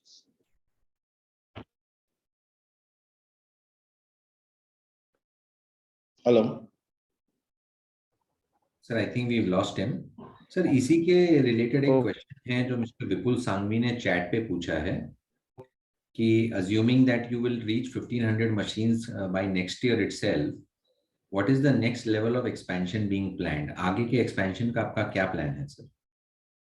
आगे के एक्सपेंशन के लिए जैसे मैंने बताया कि यही प्रीमाइसिस में हम लोग 150 मशीन्स तक का यूनिट 1 और 2 जो बाजू में अभी हमने किया उसमें कर सकते हैं। उनके लिए भी हम लोग ये फाइनेंशियल ईयर में एक कंस्ट्रक्शन करने जा रहे हैं जो 3 to 4 करोड़ का रहेगा। जो असेंबली एरिया है हमारा उसको एक्सटेंड कर रहे हैं। अभी असेंबली के लिए जगह नहीं है तो हम कंस्ट्रक्शन कर रहे हैं, उसमें हम लोग कंस्ट्रक्शन का कैपेसिटी 150 का कर रहे हैं। और बाजू में जो हमारा यूनिट है उसमें हम स्टोरिंग सिस्टम और कुछ सब असेंबलीज भी वहां पे शिफ्ट करेंगे। तो हम 150 के अंदर जा रहे हैं। उसके बाद का जो बड़ा एक्सपेंशन की बात है उसके साथ भी हमारा एक बात चल रहा है गवर्नमेंट के साथ। हमें जो गवर्नमेंट की डिफेंस पॉलिसी है स्टेट गवर्नमेंट की, उसमें उन्होंने नोटिफाइड करके एलिजिबल भी किया है और वो स्कीम हमने समझ ली है। हमने कुछ लैंड सर्वे भी कर लिया है और गवर्नमेंट को विद इन 1 मंथ हम लोग प्रोजेक्ट्स दे रहे हैं, जिसमें हम लोग बड़ा जगह मांगेंगे, जिसमें ऑलमोस्ट निग्लिजिबल टोकन रेट पे गवर्नमेंट हमें बड़ा जगह दे सकती है विद इन 1 to 2 years। जैसे प्रोसेस रहता है गवर्नमेंट का, तो उस टाइम पे हम लोग सीधा 500 मशीन्स का बात करके नया कैपेक्स और नया प्लांट एक्सपांशन करेंगे। वो आने में 2 से 3 साल लगेगा। Sure, sir. We'll take the next question. Sumesh, do you have a follow-up question? No sir, all मेरे सारे क्वेश्चन सर ने बहुत अच्छे से आंसर कर दिए। Thanks a lot sir. Thank you. Sir, mister Gaurav Dubey हैं, वो चैट पे कुछ क्वेश्चंस पूछ रहे हैं। जी Gaurav ji, do you want to ask the question directly? हाँ सर, ये कह रहे थे आप शेयर होल्डर्स के लिए आपकी कंपनी का क्या प्लान है? शेयर होल्डर्स के लिए डिविडेंड दिया है हमने, और क्या आप? और जैसे राइट्स इशू या बोनस इत्यादि का कोई फ्यूचर प्लान? नहीं, ऐसा तो कोई अभी डिस्कशन में नहीं है, लेकिन जैसे कैपेसिटी बढ़ेगा और जो हम लोगों का आगे का जो विजन है 1500 मशीन्स बनाने का और सेल करने का, और कुछ ऐसी जरूरत पड़ेगी जहाँ पे कैपेक्स की रिक्वायरमेंट है या फिर कोई रिजर्व फंड का अनयूटिलाइजेशन हो रहा है, क्योंकि अभी तो हम लोग रिजर्व फंड को जो अर्निंग कर रहे हैं उसको यूटिलाइज भी कर रहे हैं कैपेक्स डालने के लिए, क्योंकि जो आप जानते हैं कि हमारा गौरव जी जो मॉडल है वो 0 डेट का है, उसको हम जारी रखेंगे, वो पक्का है। लेकिन ये जो चीज है वो फॉरवर्ड लुकिंग भी होगी और अभी कोई हमारा प्लानिंग में भी नहीं है, पर कभी भी हो सकता है, डिपेंड्स ऑन द सिचुएशन। अच्छा, ये कह रहे थे जैसे सेल्स तो पिछले वर्ष की अपेक्षा इस बार सितंबर क्वार्टर में बढ़ी हुई है, लेकिन ईयर ऑन ईयर भी बढ़ी हुई है, लेकिन प्रॉफिट में बहुत दबाव दिख रहा है, लगभग 1 करोड़ के लगभग। वो 90 लाख रुपीस जो बढ़ा है वो सैलरी का बढ़ा है, जिसमें 2 रीजन है। एक तो मैंने जैसे बताया 89 पीपल की रिक्रूटमेंट बढ़ी है, 857 के सामने अभी 646 है, तो इसको आप ये ले सकते हैं कि जो प्री ऑपरेटिंग प्रीलिमिनरी एक्सपेंसेस में आप ये जो 1 करोड़ की कॉस्ट है वो डाल सकते हैं, क्योंकि उसकी रियलाइजेशन आने में 6 महीना लगता है। और दूसरा है लास्ट ईयर के अंदर जो एवरी ईयर ये नॉलेज इंडस्ट्रीज होने के कारण हमें एक रिटेंशन प्रोग्राम में इंक्रीमेंट देना पड़ता है, तो एवरी ईयर का जो हमारा जो इंक्रीमेंट है वो और जो नई रिक्रूटमेंट की है हमने, वो दोनों को मिला के एवरेज अब जो 90 लाख बता रहे हैं वो सैलरी और इंक्रीमेंट के कारण हुई। अच्छा, सैलरी और इंक्रीमेंट तो मान लीजिए आप बढ़ा रहे हैं, जैसे क्या जो वर्कर्स हैं इसकी जगह स्मार्ट मशीनों का आप यूज नहीं बढ़ा सकते हैं? नहीं, वो पॉसिबल नहीं है। असेंबली तो आपको कोई भी हो, ऑटोमोबाइल के अंदर भी आप ऑटोमेशन करोगे, लेकिन असेंबली के लिए सीट कवर फिट करना है या फिर स्टीयरिंग फिट करना है वो मैन्युअली हो रहा है। तो और उसकी जो ऑटोमेशन की कॉस्ट है उससे जो सैलरी की कॉस्ट है, बीइंग ए टियर 3 सिटी, यहाँ पे एवरेज आउट मिनिमम वेजेस पे आपको डिप्लोमा और ITI होल्डर्स मिलते हैं, और ह्यूमन स्किल की रिक्वायरमेंट और ट्रेनिंग की बहुत जरूरत है इसमें। तो ऑटोमेशन तो हम खुद ही करते हैं दूसरों की मशीन के लिए, वो कंपोनेंट मैन्युफैक्चरिंग के लिए इजी है, मशीन असेंबल करने के लिए, क्योंकि इसमें एक मशीन में 1000 से ज्यादा कंपोनेंट आते हैं, उसको एक एक एरिया पे टेस्टिंग करना है, लेवलिंग चेक करना है, वाइब्रेशंस चेक करना है, उसकी फ्रीक्वेंसी चेक करनी है और आगे बढ़ना है असेंबली को। तो असेंबली कॉस्ट उतना ज्यादा नहीं है मैन पावर का, मेन जो होता है वो कॉस्ट वो डिजाइन पीपल का, स्किल पीपल का, हायर एंड जो नॉलेज वाले जो है उसका, और सेल्स के जो बंदे हैं उनका रहता है। वर्कर का उतना असेंबली कॉस्ट नहीं है टोटल बैलेंस शीट। अच्छा, कैश कन्वर्जन साइकिल भी आपका बहुत ज्यादा बढ़ा हुआ है और वर्किंग कैपिटल डे भी।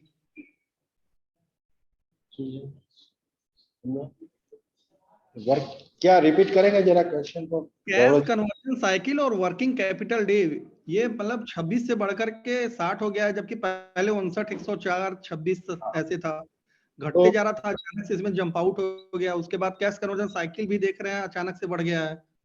उसमें जो पहला बात है आपका, उसमें इन्वेंट्री के लिए जैसे हमें प्रोडक्शन बढ़ानी है, तो ये लोग जैसे मैंने पहले भी ये क्वेश्चन का आंसर दिया था पास्ट में कि ये जो हम लोग मटेरियल करते हैं लेते हैं उसमें कोई पेमेंट देने का कोई कंडीशन नहीं है एक्सेप्ट 10% कंपनीज, बाकी 90% में आप 3 महीने की बजाय पे 5 महीने में दो या 6 महीने में दो।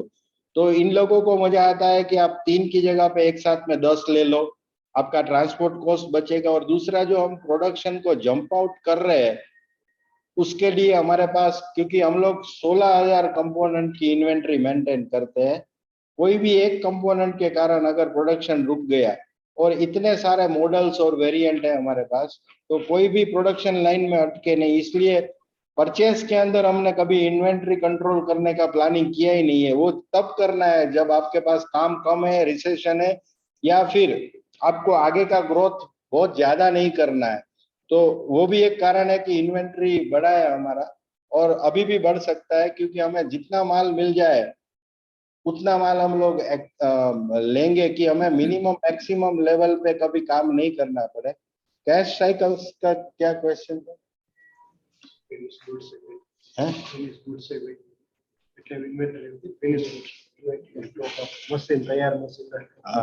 दूसरा फिनिश गुड भी आज हमारे पास, ये अच्छा क्वेश्चन भी है और गौरव जी अच्छा आंसर भी रहेगा कि जो कैपेसिटी बढ़ाया है उसके कारण जो डिलीवरी का पास्ट में बहुत प्रॉब्लम हुआ था हमारा कि मशीन नहीं दे पा रहे थे। तो कुछ स्टैंडर्ड मॉडल्स जो होते हैं, जो कैटलॉग प्रोडक्ट है, उसकी फिनिश गुड की भी इन्वेंट्री अब हमारे पास रहने लगी है। जो कोई कस्टमर बोलेगा कि आज मैं बुक कर रहा हूँ, कल मशीन मुझे दे दो, तो अपने पास वो लेवल की कैपेसिटी भी हो गई है और वो मशीन्स भी इन्वेंट्री बढ़ा रहा है।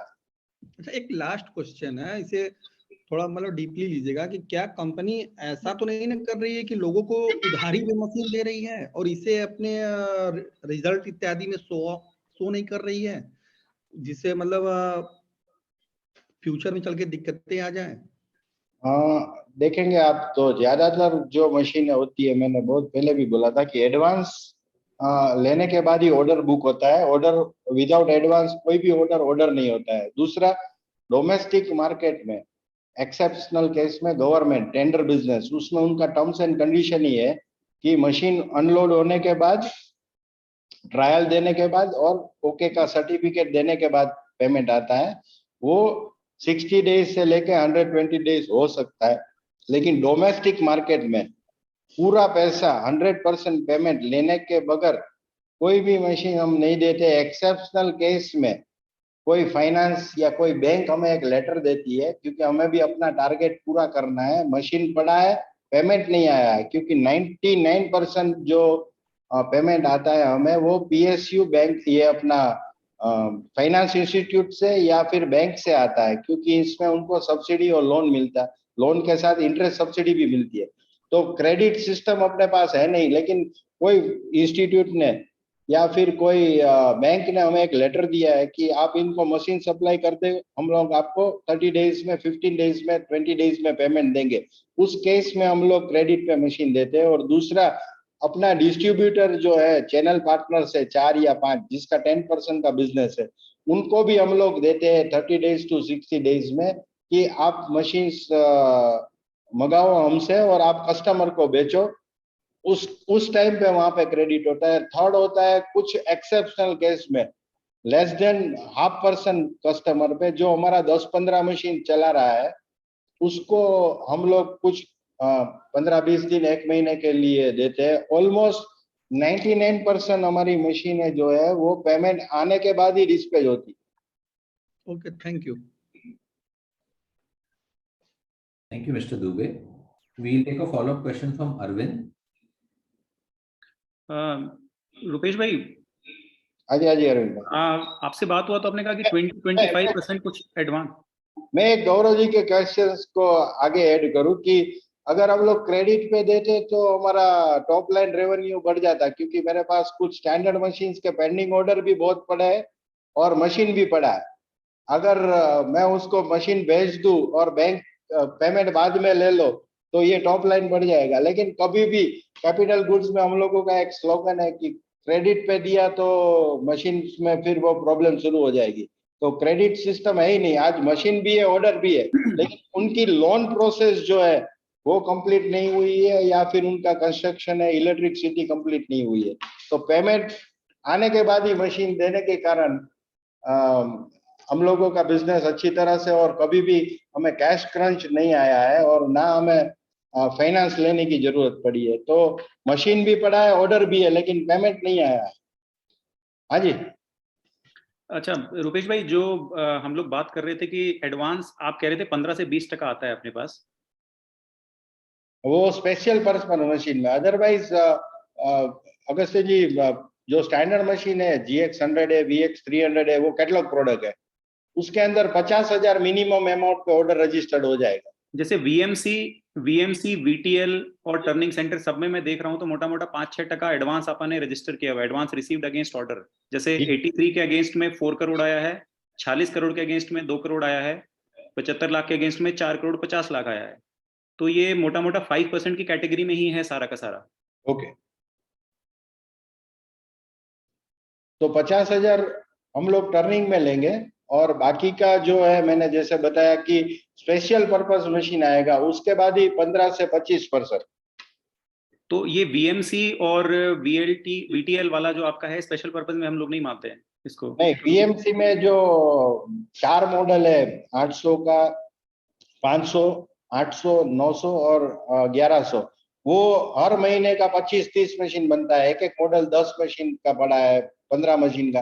वो ऑलमोस्ट कैटलॉग प्रोडक्ट ही बोल सकते हैं आपको, वो चेंजेस नहीं है उसमें। और VTL के अंदर आपको लेना ही पड़ेगा, उसमें 10 to 25% मिलने के बाद ही काम करना है। क्योंकि उसमें 75 लाख का ऑर्डर है अपने पास, उसमें सिर्फ 4,51,000 रुपए एडवांस दिखाया हुआ है, वो भी मोटा मोटा भाई वो इनफ है, और उसका बैंक का सैंक्शन लेटर भी वो साथ में दे दिया है, मार्जिन उसने बैंक को भर दिया है। तो जो पैसा हमें देना है, आइदर वो एडवांस हमें दे अगस्त्य जी, या फिर उसने बैंक को दिया है मार्जिन, क्योंकि उनका 20% 25% ही उसको अपना पैसा निकालना है, बाकी सब फाइनेंस से आएगा। अगर उसने वो रिसिप्ट दे दिया है कि बैंक का अंदर हमने मार्जिन दे दिया है, rather than to give you margin, हमने बैंक को दे दिया है, तो आप तो उसको भी कंसीडर कर लेते हैं। कंसीडर करेंगे। ठीक है sir, thank you, fair enough, right. Thank you. Thanks Arvind sir. एक क्लैरिफिकेशन है एक इन्वेस्टर से, वो पूछना चाह रहे हैं कि जो आपने 5 से 7% मार्जिन इंप्रूवमेंट बोला है, ये कब बोला है जब 3,000 बेच रहे? आपका आवाज नहीं है। Hello, can you hear me sir? Now I can hear you. Sir उनका क्लैरिफिकेशन है कि इन्वेस्टर का, कि जो आप 5 से 7% मार्जिन इंप्रूवमेंट बोल रहे हैं, होगा जब आप 3,000 मशीन बेच रहे होंगे साल का? नहीं, जैसे कि हम लोग 1800 से 2000 मशीन बेचेंगे, वो टाइम पे ये आएगा, लेकिन ग्रेजुअली बढ़ेगा, 3 तरह से बढ़ेगा।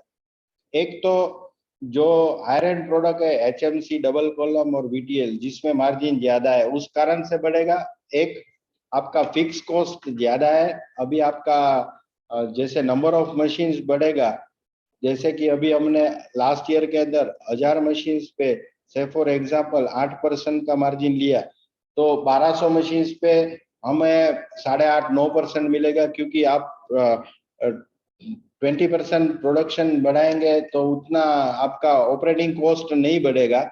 एक कारण ये होगा। दूसरा, मैंने जैसे पास में भी बताया था कि जो टॉप 5 कंपटीशन में हम लोग जो है, उसमें हमारा प्राइस 3 to 5% अभी भी कम है।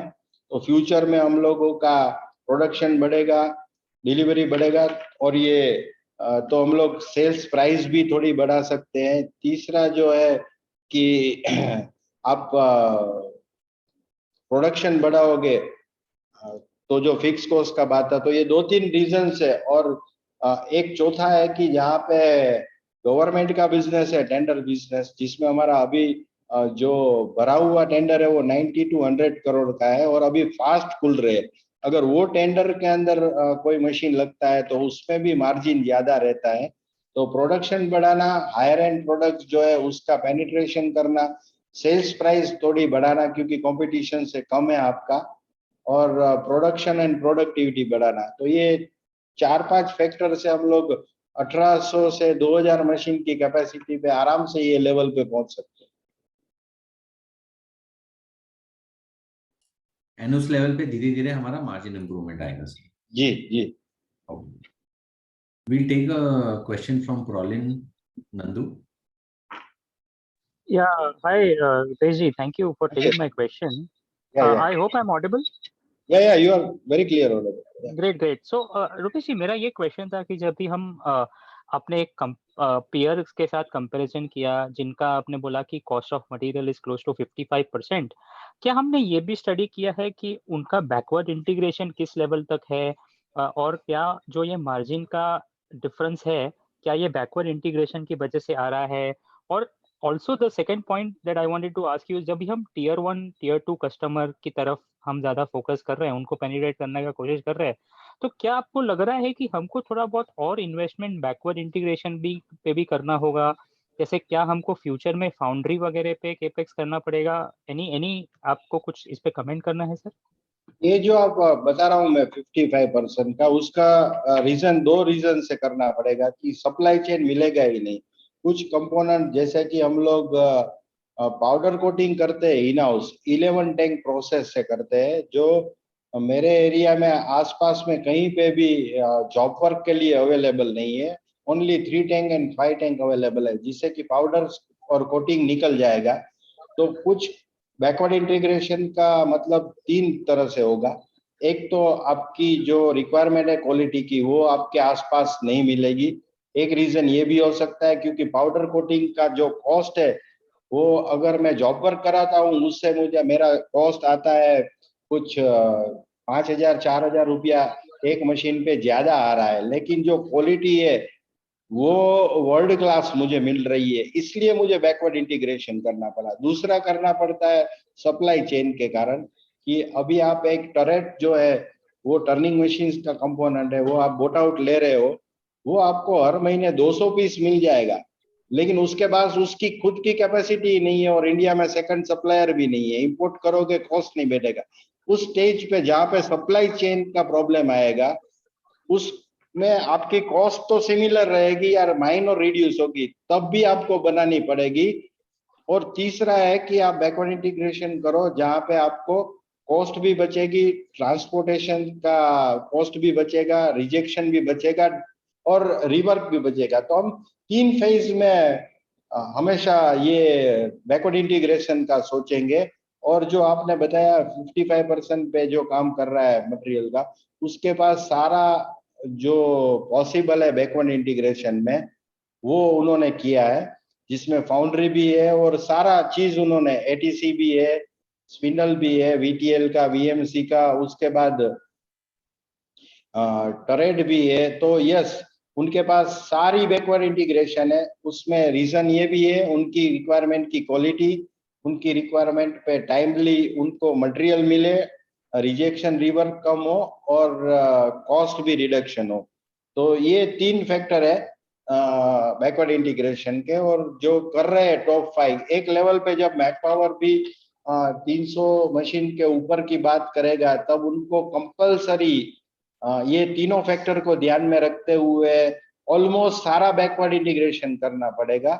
और 300 के लिए जहां तक जो भी जरूरत है, ये 3 फैक्टर को ध्यान में, उतना हम लोग हर साल 5 से 10 करोड़ डाल के कर रहे हैं। तो फ्यूचर में 300 के बाद तो एक बड़ा ही करना पड़ेगा। और ये लोगों ने जितना हो सकता है उतना किया है। और कुछ कंपनियों ने अभी रिसर्च के तौर पे जो मेन मशीन्स का जो कंट्रोल है सीएनसी का, जो भी जापान से, जर्मनी से आता है, सीमेंस एंड फानुक और मित्सुबिशी, वो भी थोड़ा आरएनडी के तौर पे बनाना शुरू कर दिया है। तो फ्यूचर में इंडिया अपना सीएनसी का कंट्रोल भी बना लेगा अपने इन हाउस कैपेसिटी में। तो बैकवर्ड इंटीग्रेशन तो करना ही पड़ेगा ये 3 फैक्टर को ध्यान में रखते हुए, लेकिन एक साथ में करना थोड़ा डेंजरस है, क्योंकि इन लोगों का पास्ट का हिस्ट्री अगर हम देखेंगे तो उन लोगों ने काफी बड़ी बड़ी डेट लेके जो एक्सपेंशन किया, और उनका जैसे कि हाईली टेक्निकल स्किल रिक्वायर्ड है, तो रियलाइजेशन आने में 1 साल 2 साल लगता है उस बैकवर्ड इंटीग्रेशन का। उसके कारण भी वो कायम हमेशा थोड़ा मटेरियल खरीदने में या एम्प्लॉय की सैलरी देने में दबाव में ही रहे हैं, और मार्जिन्स भी उनके काफी इंटरेस्ट पे करने के कारण प्रेशर में रहे हैं। तो हम लोग ग्रेजुअली ग्रोथ करेंगे, जैसे कि मैं हमेशा बोलता हूँ कि कैपेक्स अपना ही डालेंगे और प्रोसेस थ्रू और मैन पावर इंक्रीज करके ऑपरेटिंग कॉस्ट थोड़ा बढ़ा के और वेंडर बेस पे काम ज्यादा लेके हम लोग एक लेवल पे पहुंचेंगे। लेकिन एक लेवल के बाद तो आपको हमेशा की तरह जो रूल्स है वो सारी चीज foundry even also in house ही करनी पड़ेगी। राइट। सो तो सर इसको तो हम मतलब ऐसा देखने जाए तो 300 मशीन को पहुंचने के लिए आई थिंक 4-5 साल और होगा। तो ये जो डिस्कशन मतलब 4-5 साल के बाद या तो वो टाइम पे ज्यादा रेलेवेंट होगा। सही बात है, राइट? 4-5 साल ना भी लगे, क्योंकि जल्दी भी हो जाए। लैंड खरीदना बहुत महंगा है। 300 के बाद के लिए जो लैंड की जरूरत पड़ेगी वो बहुत महंगा है। अगर गवर्नमेंट जो हिसाब से एग्रेसिव, मैंने कभी प्रेस को इंटरव्यू दिया था, हमारी एक टीम ने डिफेंस एक्सपो में 12 लोगों की टीम ने मीटिंग किया, सर्वे किया, विजिट किया, और गवर्नमेंट ने वो न्यूज को ध्यान में रख के हमें सामने से बुलाया था कि you are eligible for defence, why not to apply.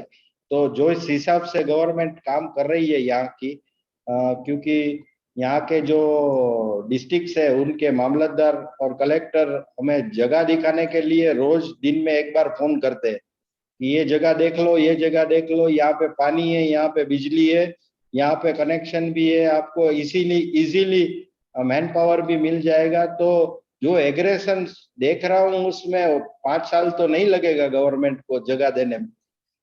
तो सर कितना मतलब मोटा मोटी अगर मतलब जगह मिल गई और फिर अगर ये बैकवर्ड इंटीग्रेशन करना पड़ा हमको बियॉन्ड द पॉइंट, तो कितना केपेक्स करना पड़ेगा ये बैकवर्ड इंटीग्रेशन के लिए आपके हिसाब से अप्रोक्सीमेटली?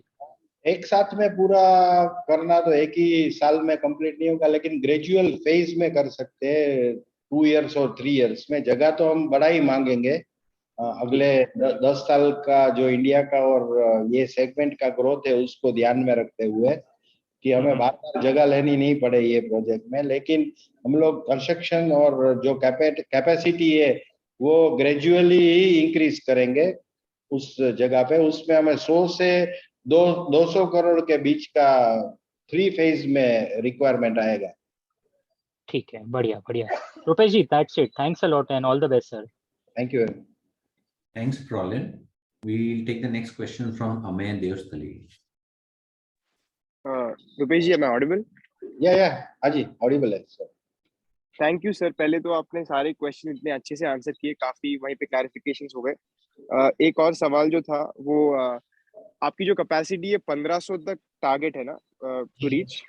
हाँ, तो 1500 के बाद जो आप कह रहे हैं कि इन्वेंट्री का आप इतना सारा पार्ट्स एक साथ जो मैनेज कर रहे हो, वो इन्वेंट्री मैनेजमेंट करने में और एडिशनल कैपेसिटी बढ़ाने में जो स्केलेबिलिटी आप अचीव करना चाहते हैं उसकी तरफ what steps are you taking in terms of जो इन्वेंट्री आपके पास इतने सारे कॉम्प्लिकेटेड पार्ट्स पड़े रहते हैं, उसको आप मैनेज कैसे करेंगे और उसके साथ आप स्केल कैसे बढ़ाएंगे अगले 5-10-15 सालों में? जैसे कि मेरे पास बाजू में एक और जगह है 4 एकड़ का, वहां पे हम लोगों ने एग्जिस्टिंग जो प्रीमाइसिस में जो इन्वेंट्री के लिए स्टोर्स थे अलग अलग टाइप की कंपोनेंट के, वो शिफ्ट करना चालू कर दिया है। तो जगह की बात करेंगे तो एक अच्छा सा पूरा एक एरिया 4 एकड़ का जो हम लोग खाली इन्वेंट्री और पैटर्न शॉप में शिफ्ट कर रहे हैं, तो एग्जिस्टिंग बिल्डिंग है वो पूरा असेंबली का ही रहेगा जिसमें खाली असेंबली होगी।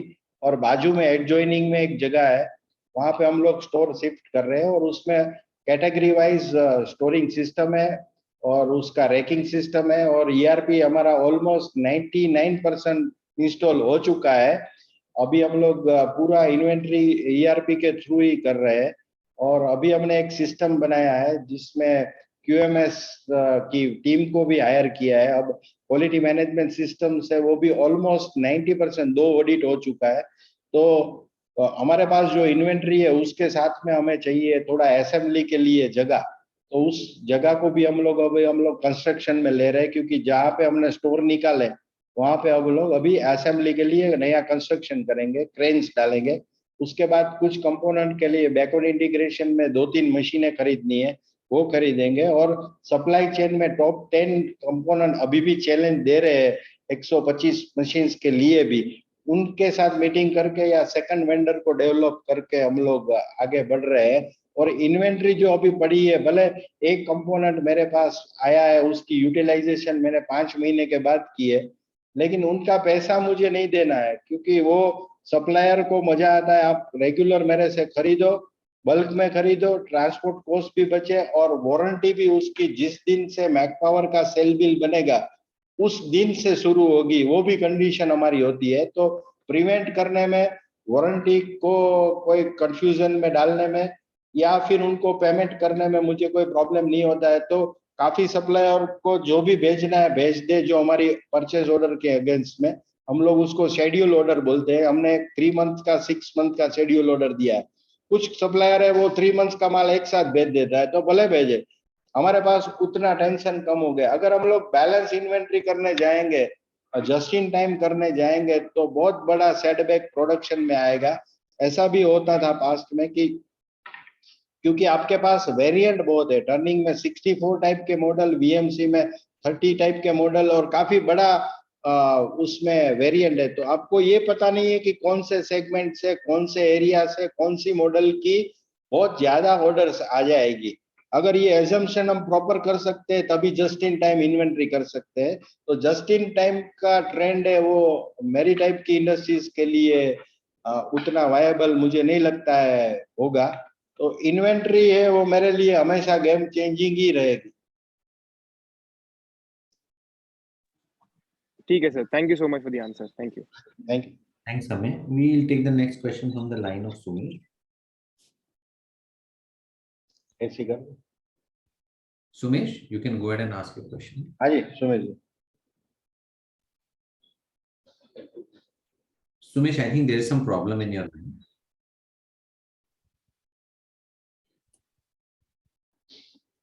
Sir, chat box. Hello. Yeah, Sumesh, we can hear you clearly. There's some problem in your line. Hello. Can you hear me, sir? Yeah. Okay. Sir, yeah. Sorry for the disturbance. Yeah. तो जैसे sir आपने बताया कि 1800 से दो machine level पे you be achieving that 7% margin growth. So अभी जैसे 1500 अगले Q1 में, मतलब नेक्स्ट ईयर Q1 तक हम एक्सपेक्टेशन का मार्जिन किस रेट दिखने लगेगा 1500 के लेवल पे? जैसे अभी 11% है, सेइंग 13 है।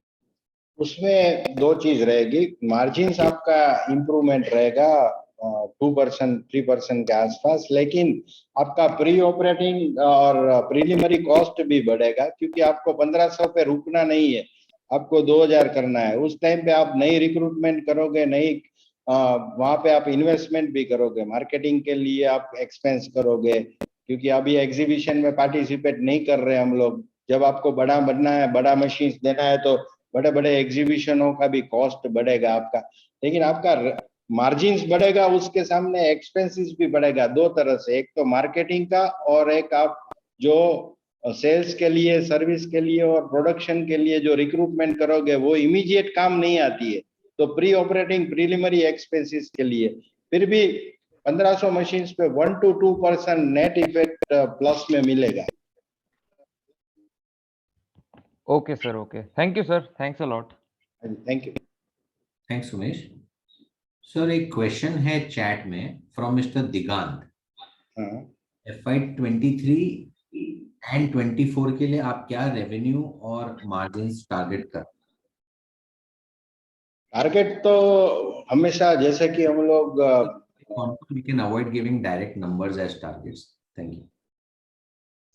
नहीं, टारगेट तो हम लोग इंटरनल टीम को बहुत बढ़ाई देते हैं, बढ़ाई उनको एक्सेप्ट भी करते हैं, लेकिन हम लोग जो सारे सेल्स जो है, सर्विस है, प्रोडक्शन है, क्वालिटी है, उसको ध्यान में रखते हुए मैं हमेशा एक ही बोलता हूँ कि हर साल हम लोग 15 से 25% का ग्रोथ एवरेज आउट करेंगे। तो ये जर्नी हमेशा की तरह चालू ही रहेगा। बीच में कोई जो बड़ा गवर्नमेंट का हेल्प मिला तभी हम लोगों को बड़ा ग्रोथ की बात सोचनी है। तो ये जो हम कर रहे हैं, नई रिक्रूटमेंट करेंगे, कैपेक्स डालेंगे, कंस्ट्रक्शन करेंगे और सेल्स के अंदर और कॉर्पोरेट सेलिंग में टियर 1 2 पे ऑटोमेशन का वो सब पेनिट्रेट करने से ही हमें 15 से 25% का ग्रोथ हर साल आएगा। सेम 23-24 में यही रहेगा, 15 से 25%। Right sir. सर एक क्वेश्चन है फ्रॉम मिस्टर दिगांत हरिया। How is the demand environment, is pricing getting better? क्या समझा नहीं, आवाज कट गई आप। डिमांड एनवायरनमेंट कैसा है सर, एंड क्या प्राइसिंग इंप्रूव हो रहा है? डिमांड एनवायरनमेंट तो मैंने पहले एक आंसर दिया कि इंडियन मशीन टूल्स ने और जो फानुक, सीमेंस और मित्सुबिशी, ये तीन लोग जो इंडिया में सीएनसी मशीन्स के लिए सीएनसी कंट्रोल बनाते हैं, उन्होंने 10 to 15% का पूरे सेगमेंट का ग्रोथ किया है एक्सपेक्ट, और वही हिसाब से चल रहा है। लेकिन मैकपावर के लिए तो अभी जो मार्केट का कंजम्पशन है उसका 4-5% के बीच में हम है। तो हमारे लिए अगर मार्केट ग्रोथ भी नहीं करता है तो हमें पेनिट्रेशन बढ़ाने से और डिलीवरी सुधारने से हम अपना ग्रोथ जो चाहते हैं 15 से 25% वो आराम से ले लेंगे। और प्राइसिंग के अंदर जो है वो यह सुधरा है कि जो मटेरियल का बहुत फ्लक्चुएशन हुआ था और अब हमेशा प्राइस लिस्ट चेंज करते रहते थे, कस्टमर से ज्यादा मांगते रहते थे। अब स्टेबिलिटी के कारण आपके पास जो प्राइस लिस्ट मार्केट में चल रहा है उसके अंदर थोड़ा निगोशिएशन के लिए भी आपके पास 2 to 3% का जगह है। तो मटेरियल की स्टेबिलिटी, और जब अनस्टेबिलिटी थी उस टाइम में सबने प्राइस बढ़ाया, अब प्राइस स्टेबल हुआ है और थोड़ा कम भी हुआ है, तो हमने प्राइस किसी ने भी चेंज नहीं किया है। तो हमें थोड़ा प्राइस पे भी फ्लेक्सिबिलिटी मिला है सबको कि हम कंपटीशन में थोड़ा नीचे जाके भी, अभी हमारा जो फोकस रहेगा उसमें नंबर ऑफ मशीन्स पे ज्यादा रहेगा, क्योंकि हम लोग बहुत बड़ा जंप 1000 से 1200, 1300, 1400 की बात कर रहे हैं, तो वो बड़ा नंबर है। तो मार्जिन हमारा अगर सस्टेन रहता है सेम, तो भी हम लोग उस ऑर्डर को छोड़ेंगे नहीं। हमें नंबर्स चाहिए, क्योंकि हम लोग आगे का, मुझे ये पता है कि जैसे नंबर बढ़ेगा मार्जिन अपने आप बढ़ने वाला है। हम सेल्स के थ्रू मार्जिन इंप्रूवमेंट नहीं करेंगे, हम नंबर्स ज्यादा लेंगे, नंबर्स ज्यादा डिलीवर करेंगे और मार्जिन इंप्रूवमेंट करेंगे। Right sir. So we'll take the last question, chat पे आया है फ्रॉम मिस्टर दीप पॉल। आपने अपने कमेंट में लिखा है कि आप इंटरनेशनल टेक्निकल कोलैबोरेशन इवैल्यूएट कर रहे हैं, थोड़ा उसके बारे में इन्वेस्टर्स को बताएंगे। जैसे कि इंडिया में जो 5 कंपनियां जो मैं बोल रहा हूँ, जिसमें राजकोट बेस की ज्योति सीएनसी है, उन्होंने फ्रांस का एक कंपनी है हुरोन, पहले उनके साथ जॉइंट वेंचर किया था, जेवी किया था।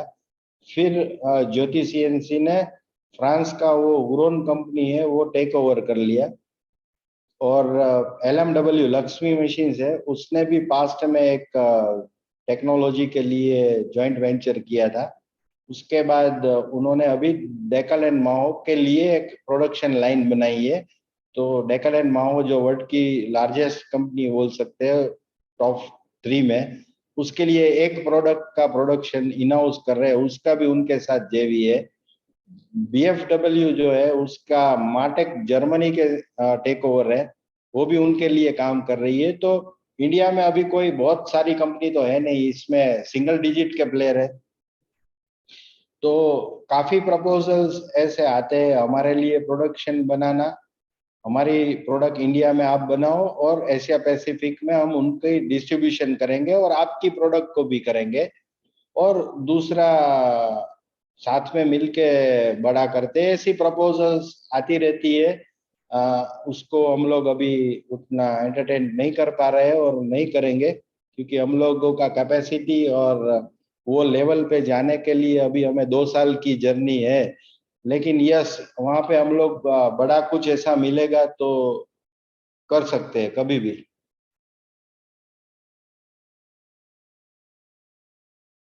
Right, sir. So since that was the last question, thank you so much. I would like to thank all the investors who participated on the call, and I would like to thank the management for giving us their valuable time.